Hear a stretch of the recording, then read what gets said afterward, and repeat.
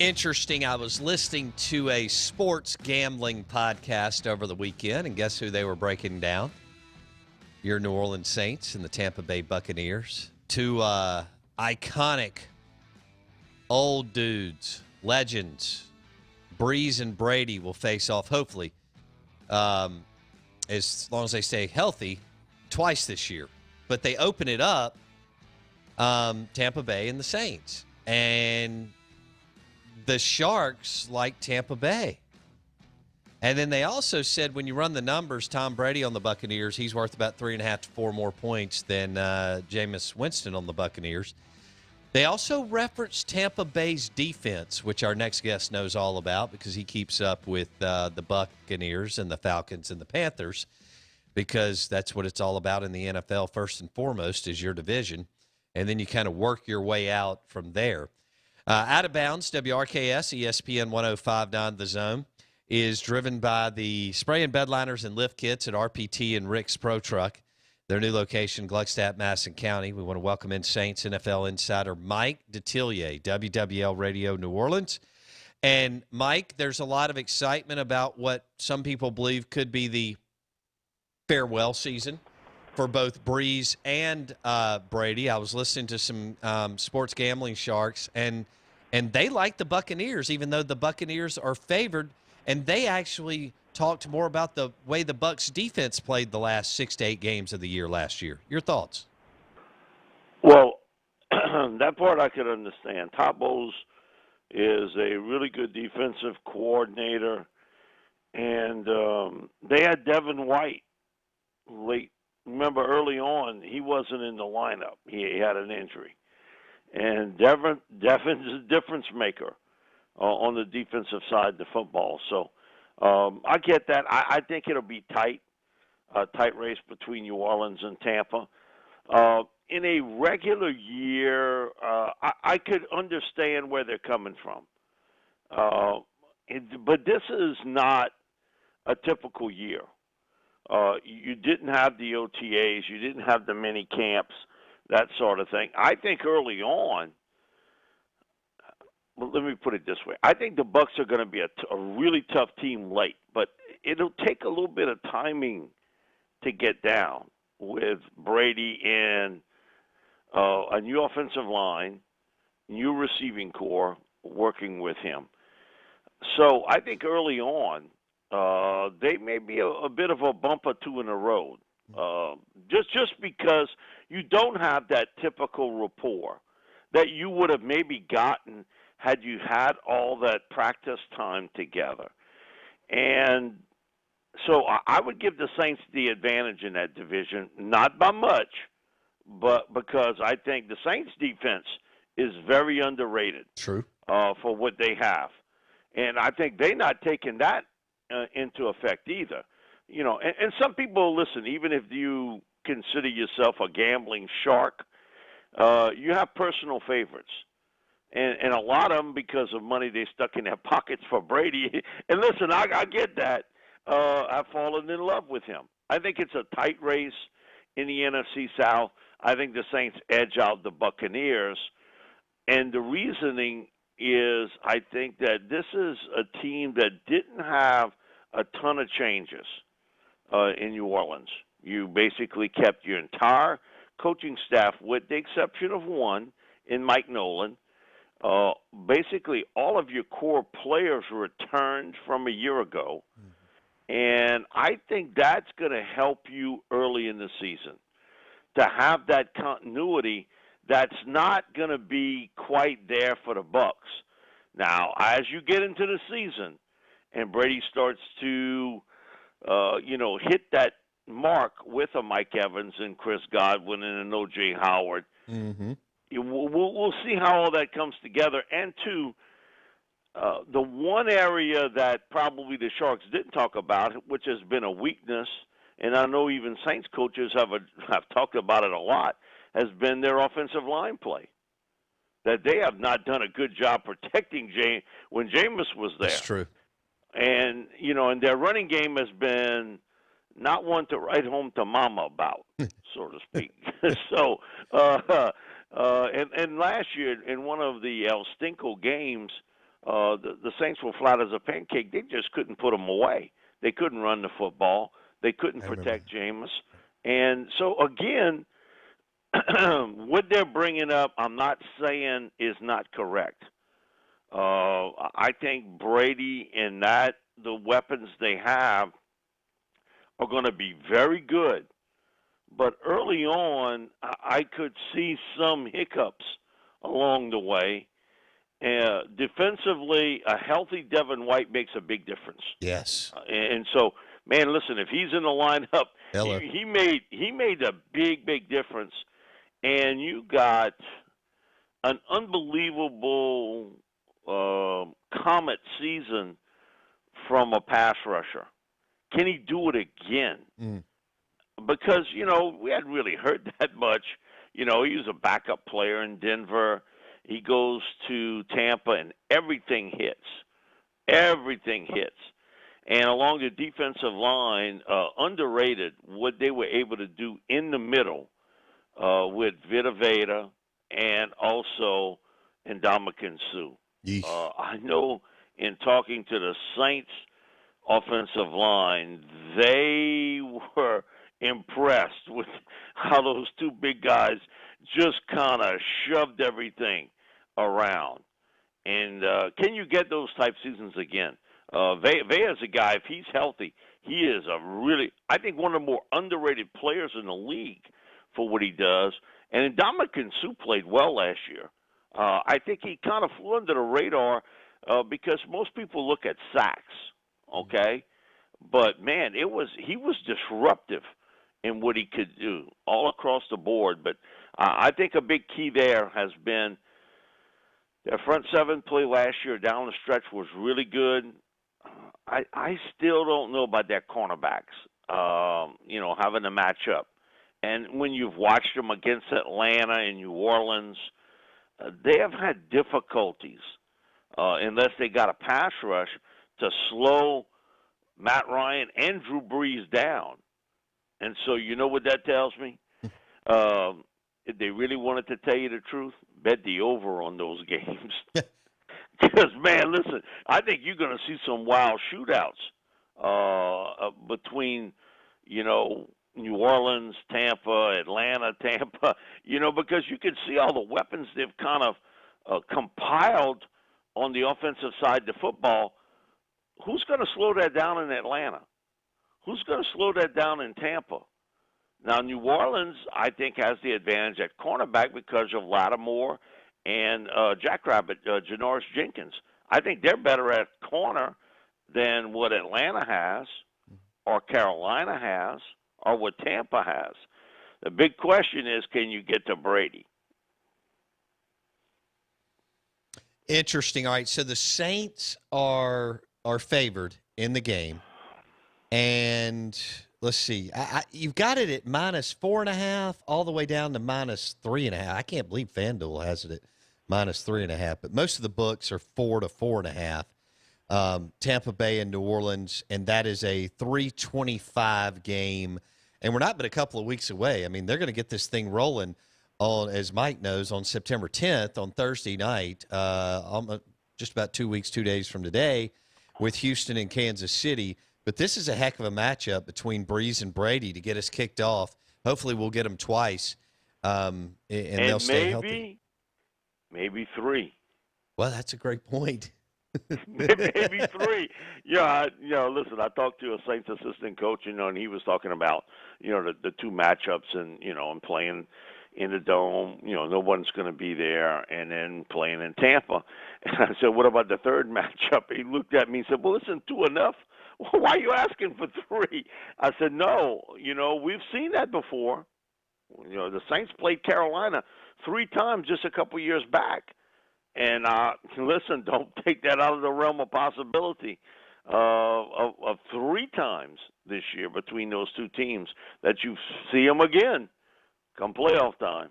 Because I think come November and December, and again, I know this is pie in the sky, if everybody's sort of healthy, that these two teams could well see each other 3 times this year.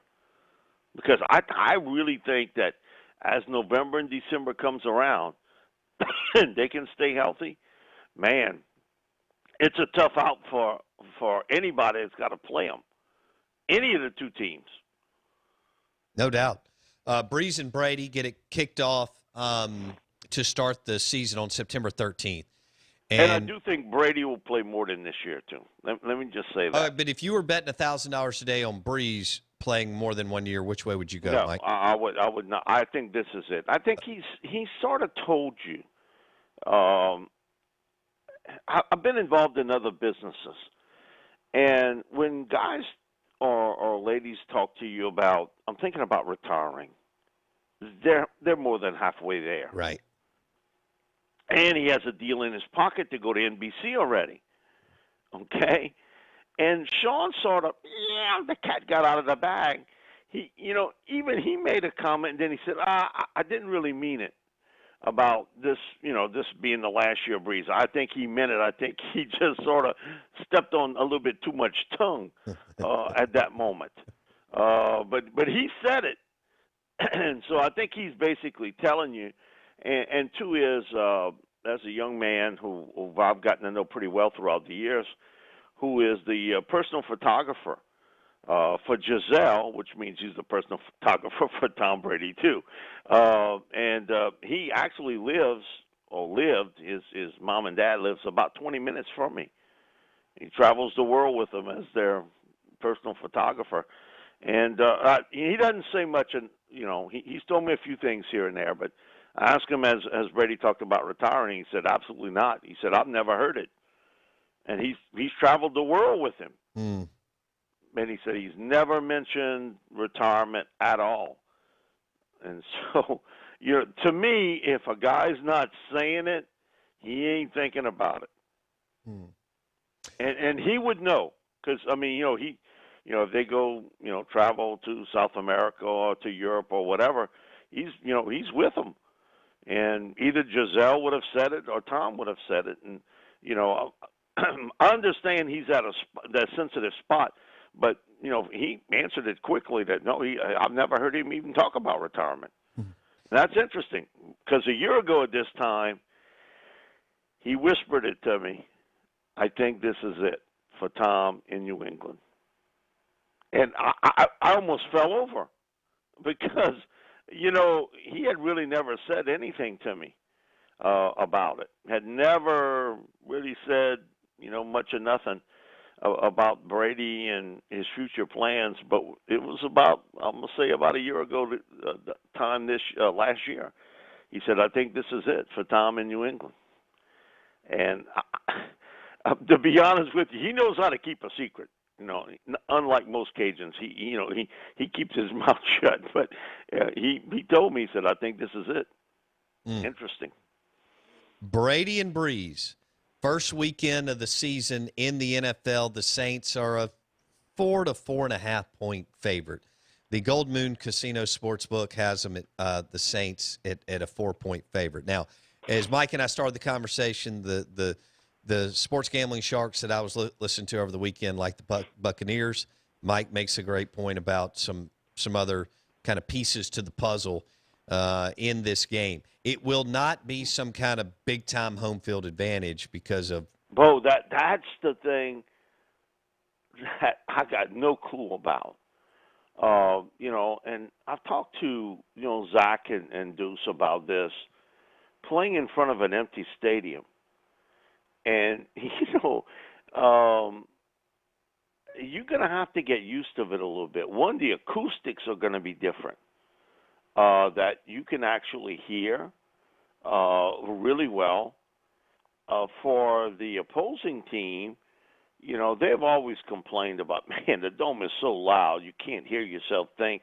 It's difficult to communicate. Well, it won't be that night. It won't be. You'll be able to hear it on TV. Just how weird is that?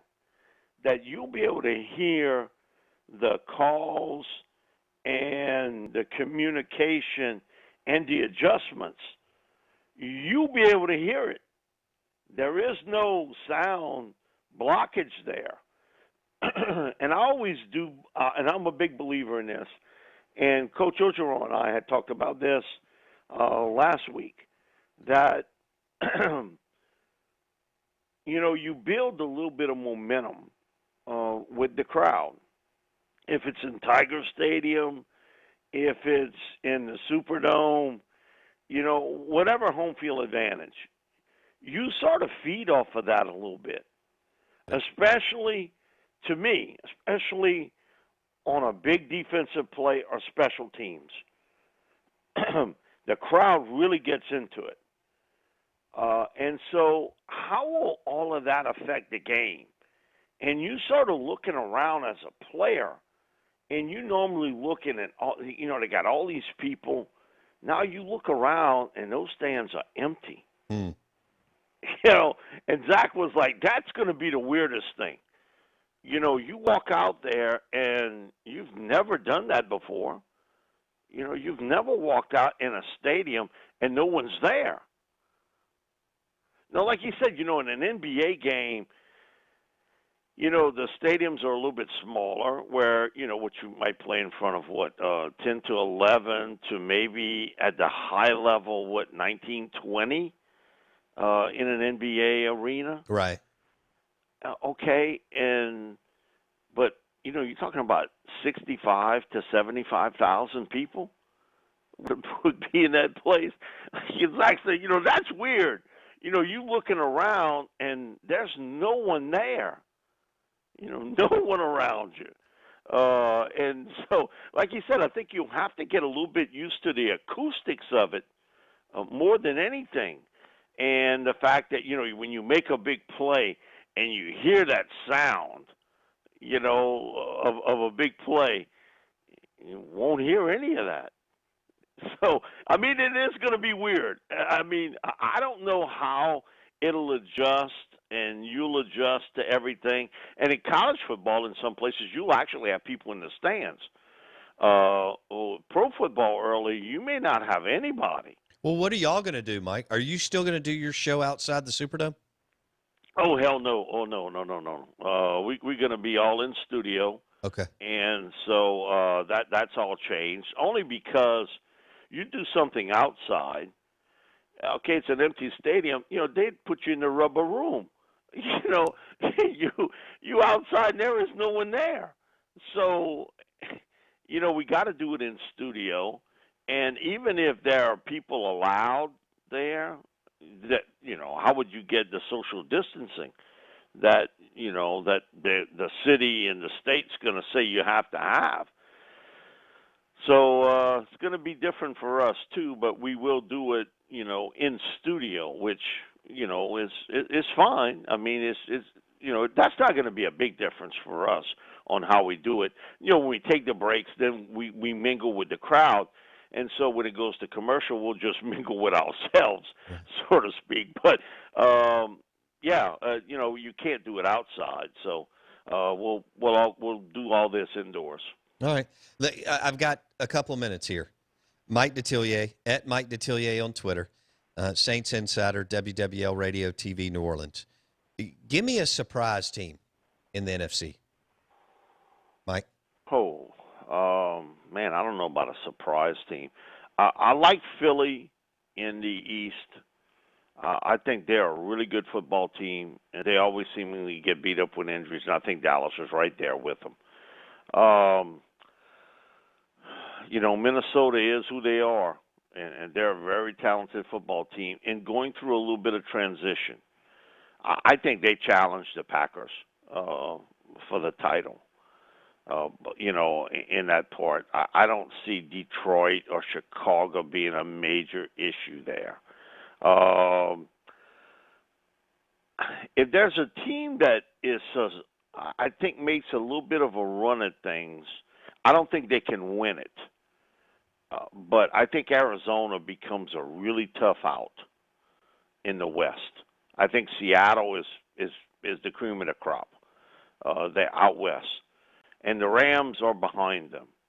But, man, I'm telling you, Arizona to me, with Murray, and then you add DeAndre Hopkins to the lineup, I think that I don't think they can be a playoff team, but I think they could be a spoiler team because they do have some talent on that defensive side of the football, and a full season of Patrick Peterson in the secondary. Remember, Patrick was suspended early last year. And Chandler Jones is a really good pass rusher out there. And now, they have the unicorn. They got the kid from Clemson and Isaiah Simmons in there too. So I think that, I don't know about a surprise team, but I think a team that'll do better than most people think, I think it'll be Arizona. Man, Kyler Murray impressed me. He throws one of the prettiest footballs I've seen a guy throw in a long time. Now, again, he's not the biggest guy in the world. He don't have to be. But, man, does he lay it in space and on hands so well. Just watch him throw a football. And, I mean, it's really well thrown, and it's one of the prettiest balls you'll see thrown. I think, in Kenyon Drake, you have him for the full season. Bo, they could play a spoiler role out west. I don't think they'll be a surprise team in the NFC. I don't see that. But I think that the Cardinals could be a team that, man, when you get on a field with them, they're going to give you a lot of problems. Because of the addition of Hopkins, Simmons on defense, Hopkins on offense, and now a year of pro football under the belt of Kyler Murray. Yeah, the Sharks thought the same thing over the weekend with Arizona. Interesting. All right, Mike, that was fun, my man. Mike, I've got a quick question. I just got a few seconds here. What Todd asked me about your next chapter of your How New Orleans Got an NFL Team. When will that drop, Mike? I think that's going to be dropped over the weekend. It's actually going to be the absolute worst year, which was 1965. And everything that could have went wrong did go wrong in 65. And the 66 was the hallelujah year, because everything that went wrong in 65 went right in 66. The merger, the story of how Al Davis declared war on the NFL and the AFL. And he was going to sign every top player he could from the NFL. And they merged. And then they needed help in Congress. And they had to come to the Louisiana legislators and Russell Long and Hale Boggs to get a deal done for antitrust laws. That's how New Orleans got the team. It was a deal. And so we'll have that over the weekend. Cool. Mike Detillier, at Mike Detillier on Twitter. Thanks, Mike. Thank you, guys. Appreciate it. Hey, Mike Detillier joined us on the Parish Canebrake Brewing guest line. Parish Canebrake. Check it out at your local restaurant, bar, or grocery store. That's Parish Brewing Canebrake. Thanks to Mike Detillier. Hour number 3 coming up.